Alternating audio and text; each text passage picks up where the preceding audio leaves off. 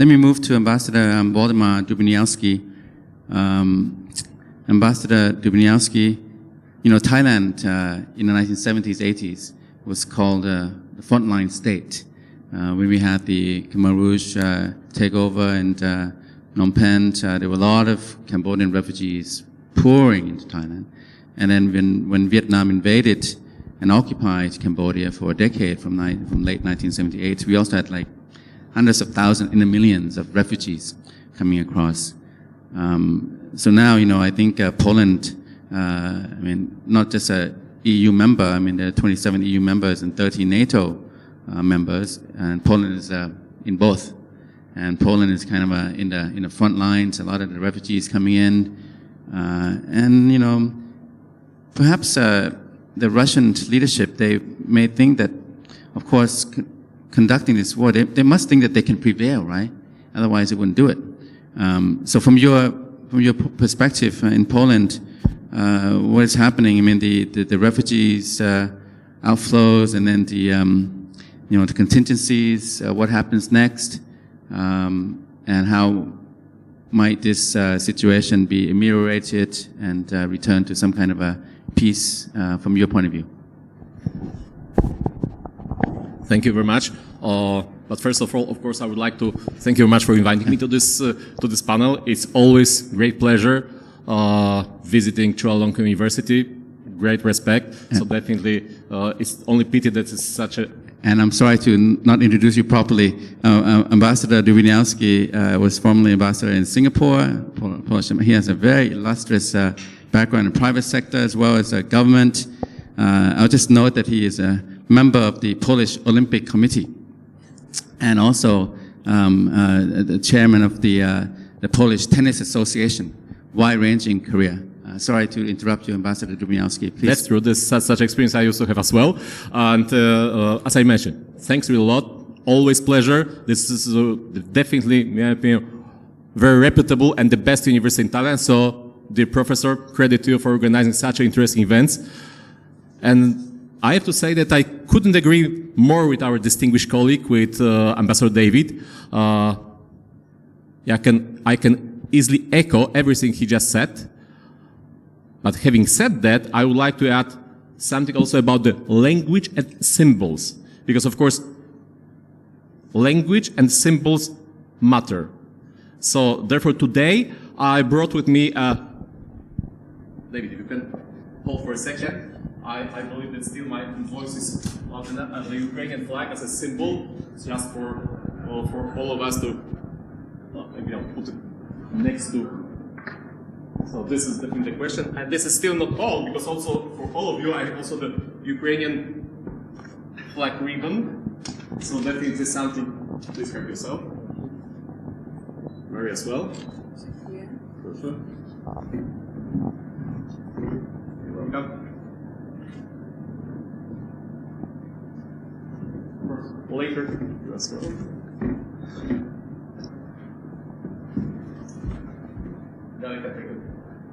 Thank you very much. And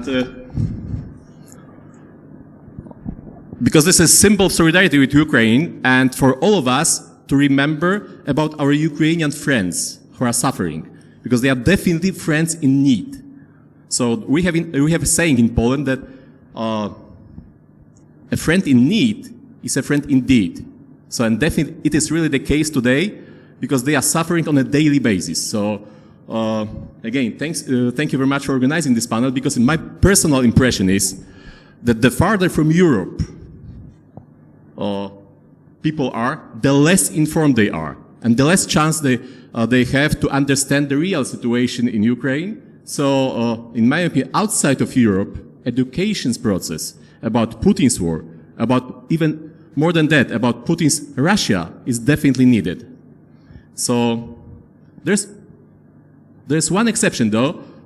I would say America, because they immediately realize how dangerous the situation is and what potential consequences could be. So there's one of the reasons that why Secretary of State Blinken recently decided to visit many European countries, including Poland, of course. President Biden just recently conducted a phone conversation with our Polish President Duda, because the situation is really very serious. And Vice President Kamala Harris will soon going to visit Poland to show US support and NATO support for all our allies.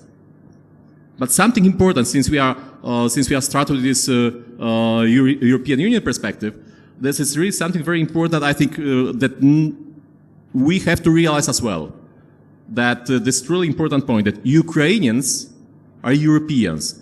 So in fact, Putin already invaded Europe, and not many people are very aware that there's already existing association agreement between European Union and Ukraine.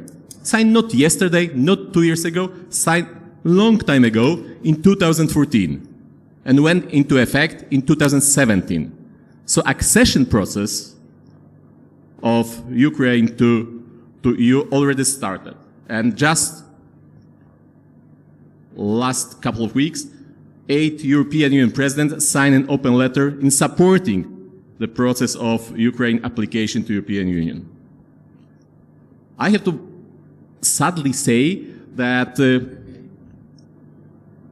we are in Poland very well informed how the situation looks like in Ukraine. We don't need to watch media, we don't need to watch television, we simply observe what is happening on our borders. We are talking to all these Ukrainians, all these guys who fled Ukraine, and we know precisely how difficult and how challenging the situation in Ukraine currently is. But in this dark and very, very dark moment of history, there's maybe just very tiny glimpse of hope from human perspective simply. Because in Poland, in my home country, there's literally 1,000 of volunteers ready to help and already involved in this assistance process. They share their own flats, they share their own apartments, they share their own homes, they deliver the food, they collect the money, they're always ready to assist. So definitely, as Professor just mentioned, Poland is on the front line of this humanitarian aid. So we are the first one to meet with this humanitarian catastrophe. And I deliberately use this word humanitarian catastrophe because in my opinion, it's going to be, and it's already started, humanitarian disaster. Enormous number of refugees fleeing Ukraine every day. Around 100,000 daily. I repeat the number, 100,000 daily. So at the moment now, we have, only after 2 weeks of this invasion, we have already over 1,300,000 refugees in Poland. So it means that around 1,300,000 people have fled to Poland since Russia sent troops into Ukraine. And something which is even more frustrating, and this is sort of devastating news, that really reliable reports from British or American intelligence indicate that Russians often attack civilians and intentionally attack areas inhabited by civilians as well. So I have to say that even yesterday, it was, if my memory serves me well, it was the children's hospital which had been bombed by Russian missiles. So I have to admit that there is practically no word for it other than barbaric behavior, and this is the perspective. And of course, the legal aspect is very important because international law has been violated many times, and we are talking about breaking the principles of democracy, human rights, etc. There's no doubts about it. And as an international community, we can not agree to the violation of the territorial integrity of Ukraine. But the most important is, in my opinion, the human and humanitarian factor. Because people in Ukraine are really dying. This is the truth. So Ukrainians are fleeing the country, families are separated, civilians are trapped in the middle of hostilities, and humanitarian corridor is not being respected. And I don't even have to point it out who doesn't respect the humanitarian corridor, but this is definitely one side of this story. And of course, I have to underline, which recently became absolutely obvious, it's not the local issue, it's absolutely the global one. It's this is the war which soon or later affect also Asia, and as a consequence, Thailand as well. Actually, my personal impression is that Asia is being already affected, and in Thailand, we already see some of the consequences related to this Russian invasion. There is the number of tourists is decreasing, prices of fuel, food, etc. are rising. So this is just one of these so far mild consequences. So definitely in our common interest is to do everything we can to make high pressure on Russia to end this war. So definitely. And something really important, because sometimes when there is discussion about this invasion, I am a bit surprised, because there is some sort of theoretical discussion about some sort of potential either conflict or whatever, and almost the symmetrical one. And in my opinion, we have to remember, there's no symmetry at all in this war. One country has been attacked, and another country is the aggressor. So I don't even need to ask you who is the aggressor. Everybody knows who is the aggressor, which country. So, therefore, today's solidarity with Ukraine, it's a duty, in my opinion, it's a duty of every decent human being. And as I mentioned already early, language is important. Also from this point of view, that there's a lot of propaganda and manipulation behind. And there's not a secret that Russia is a master of propaganda. So let me give you an example. If I break in your house, or maybe even better, if I break in British ambassador's residence, it's still a crime. And this is how we name it. And definitely, you never name it as a special civilian operation.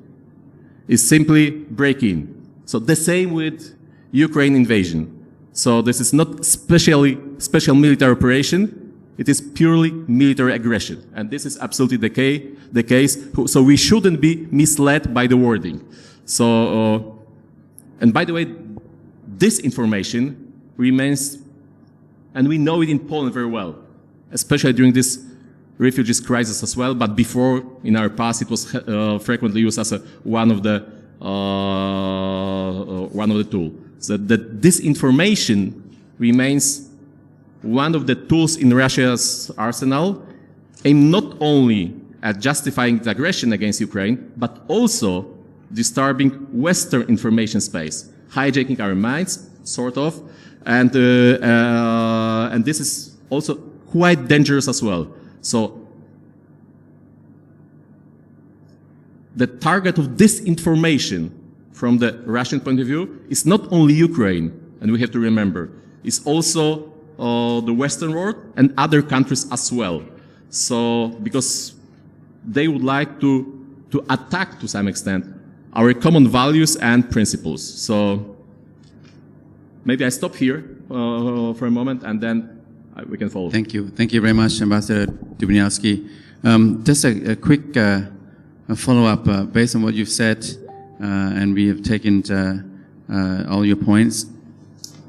Looking forward and looking out in the neighborhood, in Poland's neighborhood now, with the invasion, how might the region, Eastern Europe, Poland, Ukraine, will it be reshaped? What's going to happen in the coming days? It's been 14 days of war, and it has not been a quick war. It might drag on, but there's a possibility that Russia might encroach further and eventually have some control over the territory of Ukraine.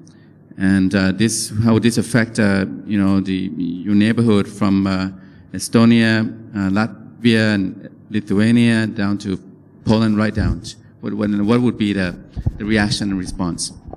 It's absolutely excellent question. Excellent question from our perspective, an excellent question what we are fighting for, to understand better what we are fighting for, and absolutely the question it can present you the real perspective of this Ukraine invasion. And actually, I should leave this question to our EU ambassador for a very simple reason. Just 3 days ago, European Union Vice President, so to some extent the boss of Ambassador Valdis Dombrovskis, clearly mentioned in his interview that next, after Ukraine, if Ukraine fails, will be a Baltic states and Poland.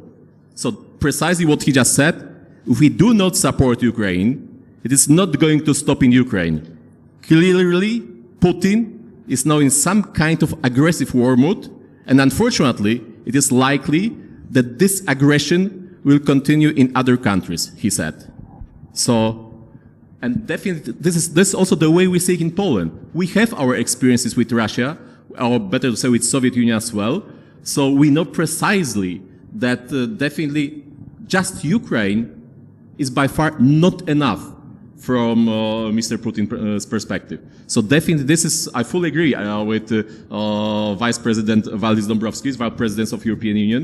So definitely the next target, if somehow all of us, including European Union, including UK, including American, including including our Asian friend, if we not prevent this, if we not prevent Putin of taking over Ukraine, so definitely the next target will be Baltic states, Poland, and later on some other states as well.